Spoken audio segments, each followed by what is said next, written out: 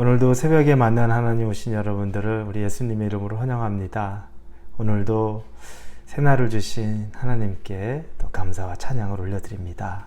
같이 기도하고 새벽에 만난 하나님 시작하겠습니다.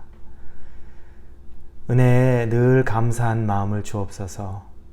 모든 것이 은혜라는 고백이 있게 하여 주시옵소서. 당연히 얻는 것 하나도 없고 우리의 열심으로 얻은 것 하나도 없고 하나님이 주셔서 베풀어 주셔서 우리가 누리고 있다는 것, 그 고백을 하나님에게 할 수 있게 하여 주시옵소서. 속으로만 간직하는 마음이 아니라 표현하는 마음을, 표현하는 입술을, 표현하는 기도를 하게 하여 주시옵소서. 하나님의 신실하심과 우리를 사랑하심에 감사와 찬양을 드립니다. 예수님의 이름으로 기도합니다. 아멘.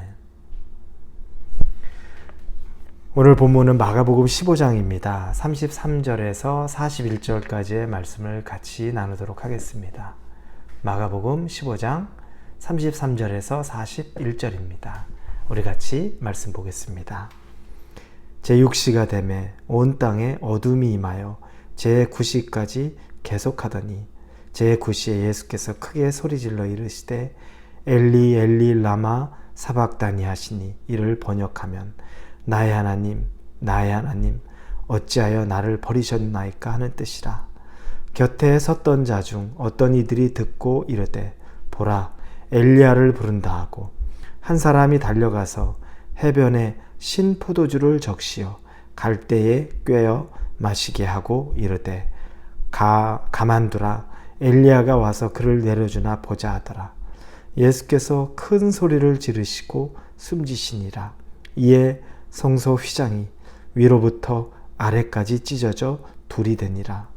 예수를 향하여 섰던 백부장이 그렇게 숨지심을 보고 이르되 이 사람은 진실로 하나님의 아들이었도다 하더라. 멀리서 바라보는 여자들도 있었는데 그 중에 막달라 마리아와 또 작은 야고보와 요새의 어머니 마리아와 또 살로메가 있었으니 이들은 예수께서 갈릴리에 계실 때에 따르며 섬기던 자들이요 또 이외에 예수와 함께 예루살렘에 올라온 여자들도 많이 있었더라. 아멘. 예수님이 오전 9시에 십자가에 매달리셨습니다. 그런데 오늘 본문에 보니까 낮 12시가 되자 온 땅에 어두움이 임합니다. 온 땅이 이제 어두워진 거죠. 그리고 또 3시간을 지내서 오후 3시, 예수님은 오후 3시에 돌아가십니다. 이 3시쯤 되자 그때까지 계속 땅은 어두워져 있습니다. 그리고 그 오후 3시에 예수님께서 크게 소리를 지르십니다. 엘리 엘리 라마 사박다니 라고 소리를 지르십니다. 이 말은 나의 하나님 나의 하나님 어찌하여 나를 버리셨나이까 라고 하는 외침입니다. 예수님께서 크게 이 외치는 소리를 하는 거죠. 엘리 엘리 라마 사박다니 나의 하나님 어찌하여 나를 버리셨나이까. 인간으로 오신 예수님, 신성이 있었지만 인성을 가진 예수님의 모습을 우리는 또 보게 됩니다. 여러분, 고통이 너무 깊으면 하나님에게 어찌하여 나를 버리셨나이까. 그 아버지, 아들이신 예수님께서 아버지에게 버림받은 것 같은 그 느낌으로 그 고통 속에 부르짖는 겁니다. 예수님도 이러셨죠. 고통이 크면 하나님에게 버림받았다는 느낌 듭니다. 여러분 종종 그런 경험 해보지 않으셨습니까? 너무 힘들 때면 하나님이 날 버리셨나? 내가 버림받았나 보다 라고 하는 것 굉장히 큰 아픔입니다. 그런 일들을 경험할 때가 우리 종종 있습니다. 그런데 예수님도 이 일을 경험하셨습니다. 그분도 사람, 인간이셨기 때문에 그렇습니다. 하나님, 신이셨지만 또 사람, 인간이었던 예수님의 모습을 보게 됩니다. 사람들이 그 모습 속에 크게 부르는 소리를 듣고서 엘리야를 부른다. 어디 보자. 엘리야가 그를 구원해내나 뭐 보자 라고 조롱을 합니다. 그때 마지막에 예수님께서 큰 소리를 한 번 더 내시고서 숨지십니다. 이제 모든 공식적인 생애 30대 초반의 생애를 마무리하는 겁니다.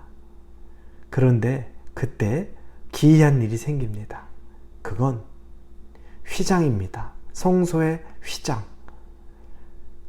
지성소와 성소 사이에 있었던 그 휘장이 위에서부터 아래로 완전히 찢어졌다고 나옵니다. 오늘 본문의 38절에 성소 휘장이 위로부터 아래까지 찢어져 둘이 되니라.